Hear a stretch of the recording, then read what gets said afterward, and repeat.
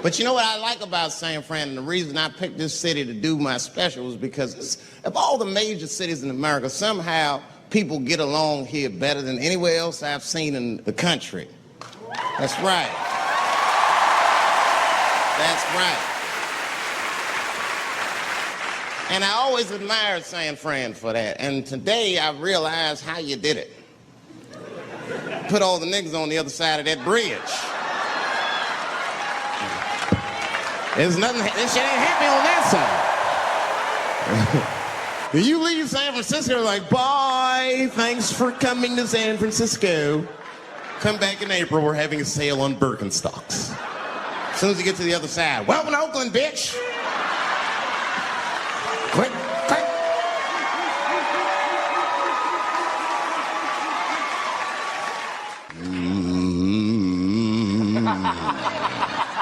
You know, that's just my grandmother used to sing that when she cleaning up. That's a Negro spiritual. Black work song. Not everybody know about that. I know. See, white people, you guys might whistle when you work. You dig? But that's how you can tell what kind of work we're actually doing.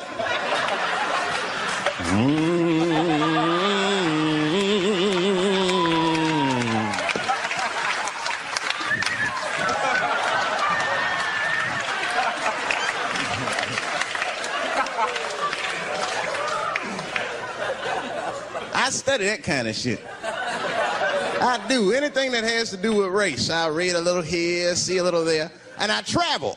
That's always good. Traveling has made me a racism connoisseur, if you will.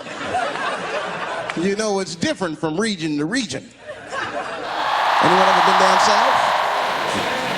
So you guys know what I'm talking about. Now, the racism down there is just fucking... It's perfect. It's due to a perfection. It's comfortable, it's out in the open.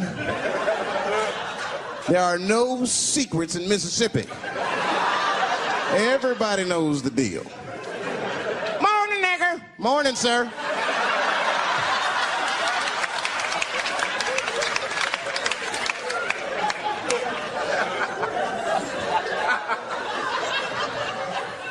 I got a lot of things to talk about tonight. First of all, I've stopped smoking weed. With black people, you didn't let me finish, motherfuckers. God damn. I'm sorry, black people, to break the news so publicly, but I can't smoke with you anymore. Every time I smoke weed with my black friends, all you talk about is your trials and tribulations. I'm sick of that shit. I got my own problems. Nigga, that's a waste of weed. I'm smoking weed to run away from my problems, not take on yours. From now on, I smoke weed exclusively with white people.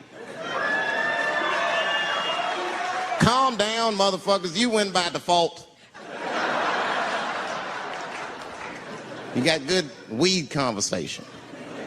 All white people talk about when they get high is other times that they got high. I can listen to that shit all night. Dude, remember at Frank's last week? It's fucking smashed, man. And catalogs everything they drink. 2 shots of Jaeger, tequila, 4 bong hits, man, beer, cheeseburger. That shit is great. The only bad part is you cannot pass out around white people. Every time white dudes pass out around each other, they always do some borderline gay shit when the guy's asleep. Frank fell asleep, so he stuck a carrot in his ass and put shaving cream on his balls.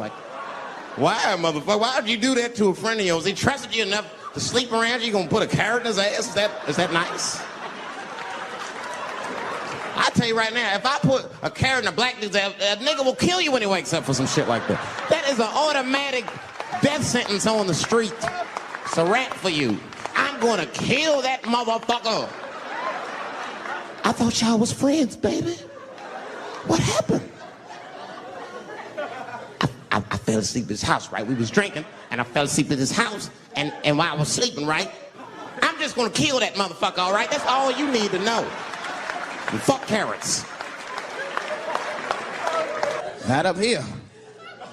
You hit the big cities, man, it's different. It's always a secret. And we should do like them. We should keep our shit out in the open, then a little. I mean, with limits. You don't want to say whatever comes to your mind. That might be a little much. White dude be walking down the street minding his business, and the brother walk up to him, hello, you white oppressor, you slave master rapist of Africa. Why, hello, my big lip spear chucking friend. Touche, hunky. So, Whitey, what did you do today, huh? Oppress a new land and make the people there Christians against their will?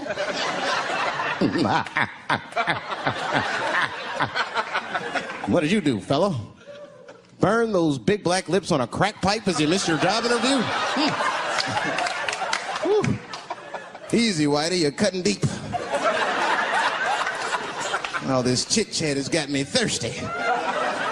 If you will excuse me for a moment, I'm gonna go to the Korean store and get something to drink.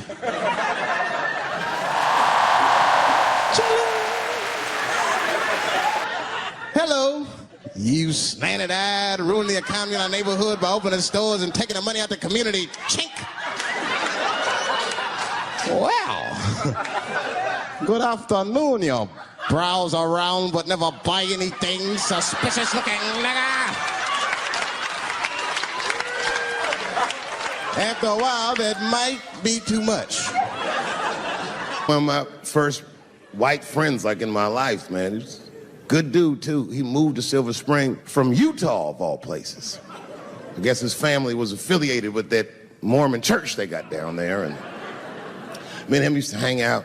And one day I was at his house, we were just hanging out, and Timmy says, Dave, why don't you stay for dinner tonight? I said, oh, man, I'd love to, but I can't. If I'm not home before dark, my mother will kill me. That was a lie. My mother had several jobs. I hadn't seen her in like 3 or 4 days. And the only reason I lied to Timmy was because at that point in my life, it was my experience that white dinner wasn't delicious.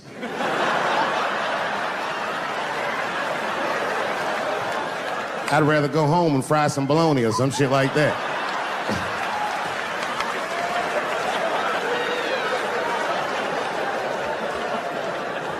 But then old Timmy threw me a curveball I wasn't expecting. He said, it's too bad you can't stay, Dave, because Mom made stovetop stuffing.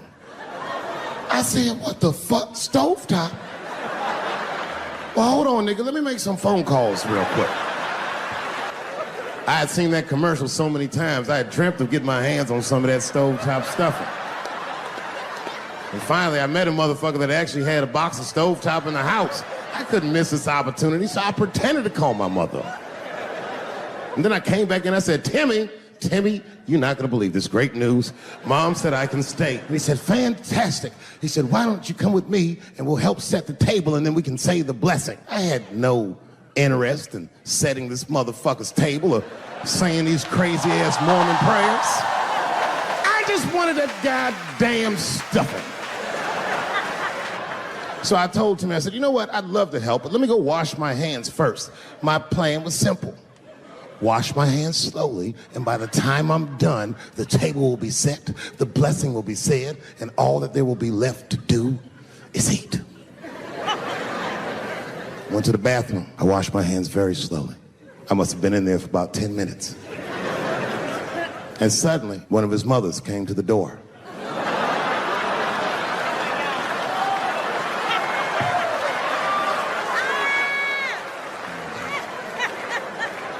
She was like, hi, David, right? I said, yes, ma'am. She said, Timmy tells me that you're planning on staying for dinner. I said, I hope that's not a problem, ma'am. She says, no, it's no problem. In fact, we'd love to have you. It's just that we weren't expecting company. And I'm afraid there's not enough stovetop stuffing for everybody. So I kicked her in the... Bam! Ladies and gentlemen, I told you I'm dope, nigga. I told you what I was gonna say and you still didn't see it coming. And that's why I make the big bucks. People only see the surface. They see the division in our foods.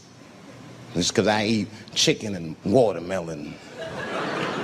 They think that that's something wrong with me. Let me tell you something. If you don't like chicken or watermelon, something is wrong with you, motherfucker. There's something wrong with you. Where are all these people that don't like chicken and watermelon? I'm sick of hearing about how bad it is. It's great. I'm waiting for chicken to approach me to do a commercial, nigga. I'll do it for free, chicken. It's the least I can do. They make fun of Latin people for eating, what y'all eat? Beans, rice, corn. Listen, that's not a reason to hate a motherfucker, all right? It's funny, but it's not a reason to hate. The only reason these things are even an issue is because nobody knows what white people eat. You've been very good at keeping that shit a secret amongst yourselves. I study white people. You don't know that. I'm writing a paper on you. Not even for school, nigga, just to do it, just to get, I'm just doing this independent research. I'm spending my money, that's why I'm working so hard. I follow you around grocery stores. They freak out. I just try to peek in the cart. They always say, get away from my cart, nigga. What are you looking at? Chicken and giblets are over there.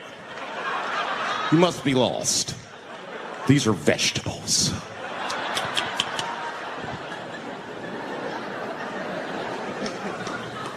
I know what you drink. See how quiet it got? Grape juice. Surprise, motherfuckers. You didn't know I knew about grape juice, did you? Oh, don't play dumb with me. You're looking, what is it? A lot of black people don't have the privilege of knowing about grape juice because they have grape drink. It's not the same formula that you get. Ain't no vitamins in that shit. You might have one of your black friends over, Todd, would you care for a glass of grape juice? What?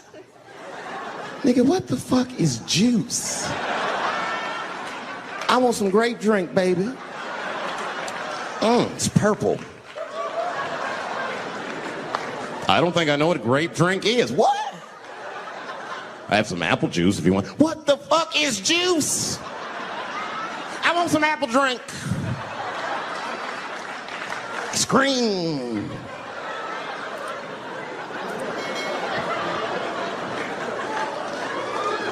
Remember that commercial for Sunny Delight when all the kids run in from outside playing? And they all run to the fridge. All right, I got some purple stuff, some Sunny D. As soon as you say Sunny, oh, you're goddamn sick of it. This is the worst time ever to be a celebrity. You're gonna be finished. Everyone's doomed. Michael Jackson has been dead for 10 years, and this nigga has 2 new cases.